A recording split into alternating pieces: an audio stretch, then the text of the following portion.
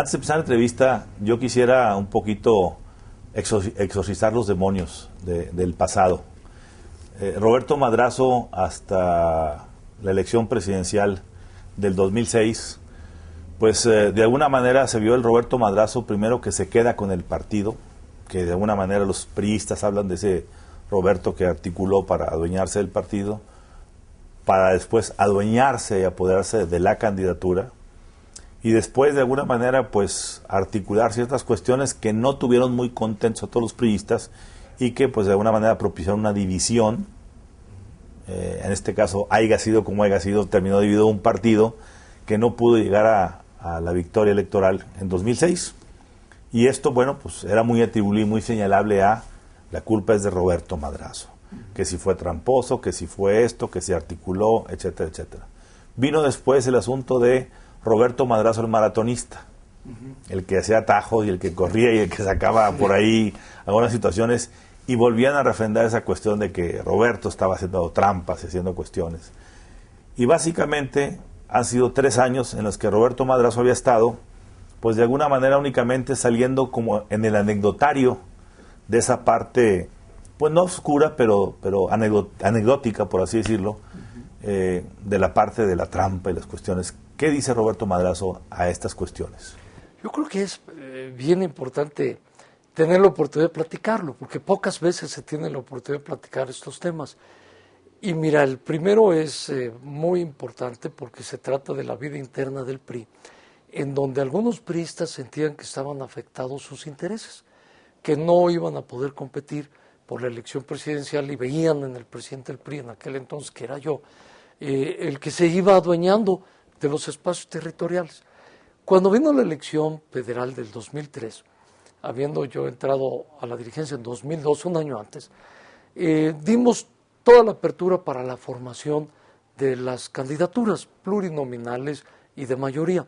Le fue bien al partido y no metimos cuadros, digamos, amigos de Roberto Madrazo. Incluso el reclamo que tuve de mis amigos, porque no aparecían en las listas, era muy fuerte. Y en ocasiones me sentí un poco con el fuego cruzado entre mis amigos que me decían, ¿por qué no me diste la oportunidad de ser diputado o de ser candidato a la presidencia municipal o diputado federal? Y los que decían que yo me estaba quedando con todo. Entonces era un mundo como de una paradoja increíble, porque la apertura a los demás, los míos la leían como que quería yo trabajar solo con los demás. Y los demás veían que yo me quería quedar con el partido. Entonces era una contradicción bárbara. Cuando venía la candidatura surge el TUCOM, aquel grupo de Todos Unidos contra Madrazo, y este grupo tenía en mente que yo no fuera el candidato. Lo que esto propició, Ramón, es un trabajo de cuerpo, como que la gente empezó a decir, ay, ¿y ahora por qué no? Está bien que vayan a jugar varios dentro del TUCOM, pero Roberto, ¿por qué no? Entonces hizo una labor de cuerpo que al final lo que terminó siendo es que muchos se cerraron en favor mío que ni estaban conmigo. Se cerraron conmigo por ir en contra de esta actitud de exclusión del TUCOM, porque decía el TUCOM, cualquiera menos Roberto. ¿Conocías tú del Montielazo antes de que se diera el Montielazo? No, fíjate que lo habíamos platicado. Y este es un dato importante, como lo traes a la plática. Cuando nos reunimos en una ocasión en la casa de Natividad González Parás, aquí en México, se sentó todo el mundo en torno de la mesa a platicar y surgió una pregunta que hizo Rafael Rodríguez Barrera, que en aquel entonces, ¿te acuerdas? Era el árbitro. El árbitro, exactamente. Y entonces Rafael dijo, se corre el rumor de que en algunos de ustedes como aspirantes a la candidatura pudiéramos tener la debilidad de un ataque por corrupción. Todas las miradas voltearon hacia Arturo Montiel, porque era la voz de todo mundo en la calle. Algunos medios ya lo estaban señalando. Y ahí Arturo dijo, no tengo ningún problema. Todo lo que se ha dicho es especulación. Y yo estoy dispuesto a defender que eso es una mentira. Volvió a insistir Rafael, estaba Genaro Borrego en la cabecera de la mesa. Y Genaro le preguntó a Arturo, le dijo, Arturo, este es el momento que nos digas si en efecto tenemos un problema como partido para no emboletarnos a una elección presidencial con un problema de desprestigio si llegaras a ganar la candidatura. Y esto nos puede suceder. Refrendó Arturo que no. Insistió en que esto no era de esa manera. Pasó esa reunión, hubo otra más en la que ya él era el candidato que surgió del proceso interno. Yo siempre esperé que fuera Enrique Jackson, Ramón Alberto. Fíjate, creí que Enrique... ¿Por qué? Enrique lo veía más posicionado, con más trabajo en la base del partido, más conocido, a nivel de lo que ellos llamaron este voto de la sociedad civil. Estaba bien Arturo, aunque le competía mucho Enrique Martínez y Martínez. Enrique se había metido bien en ese segmento y luego lo hicieron en una fecha, para mi gusto, equivocada para los propósitos de Enrique, porque lo hicieron casi en Semana Santa. Y esta serie de personalidades que estaban en la sociedad civil, como ellos le llamaron, que contaba un porcentaje importante de su votación interna en ellos, estaba fuera del país. Ya. Y los que no se habían ido, pues sí, dividieron, un poco por Enrique Jackson y un poco por Enrique Martínez y Martínez. Y esto le favoreció a Arturo, porque le abrió la puerta a Arturo. Arturo traía, como tú sabes, esto ahí.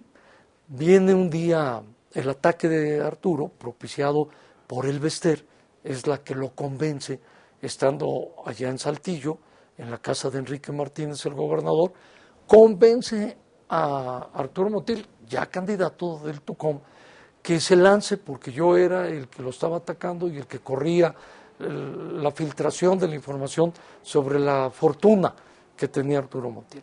Entonces me vio obligado al segundo día de salir, porque el primer día me aguanté. Le hablé, le dije: Arturo, me parece que es un error que entre tú y yo nos peleemos por algo que está sembrado desde afuera, que platicamos contigo y que además nos puede hacer mucho daño. Llegamos, al menos así entendí yo, llegamos a un entendimiento en que ese tema no lo tocáramos para no dañar la candidatura del partido. Aún no había un candidato, íbamos apenas a empezar a competir. Al día siguiente vuelve a salir, que es esta reunión desde Saltillo, en donde lo quiere entrevistar Joaquín López Dóriga en su programa, no sale, sale tarde, Joaquín ya casi terminaba el programa cuando lo logra entrevistar, y se lanza en contra mía. Y lo estaba yo viendo en la oficina del partido, dije, bueno, no hay forma de que Arturo lo pueda entender. Tuve que ir al día siguiente a aclarar lo que en su momento precisé, que el peor enemigo de Arturo Montiel era Arturo Montiel. Y ese fue el capítulo en el caso de Arturo. Pero no se conocía nada.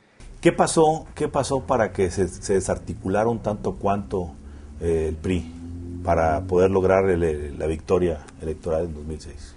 Fíjate que dominaron mucho las ambiciones personales ya en la elección presidencial. Veníamos muy bien, Ramón Alberto, íbamos ganando los estados, los municipios, los congresos locales. Había una buena respuesta a la militancia. Pero esta ambición desmedida, esto que yo llamo el poder desnudo, en donde cada quien cuida su parcela y lo demás no le interesa, sucedió en la elección presidencial. Teníamos la oportunidad en la puerta para ganar la elección presidencial. Lo hubiéramos logrado, se daban las condiciones, pero las ambiciones, que ya viendo candidato, se desataron junto con los demonios. Y entonces empezó a trabajar el Bester buscando gobernadores para que se sumaran a la causa de Felipe Calderón. Se sale la CROC y la CROC lanza una campaña con Isaías, su dirigente nacional, en favor de que pudiera la CROC apoyar a Felipe Calderón. Se nos van varias organizaciones sindicales, viene el problema de Arturo Montiel, viene el problema de Mario Marín, viene el problema del Bester, que no expulsamos en la Asamblea Nacional, a petición mía, cuando la quería expulsar la Asamblea en Puebla, y porque yo la vi enferma y creí que no era lo correcto y además había que platicar con ella, pero ella ya traía un plan preconcebido y lo mostró en campaña, los maestros persiguiendo a Roberto por toda la campaña para golpear su campaña, entonces era un escenario muy complicado, muy complicado.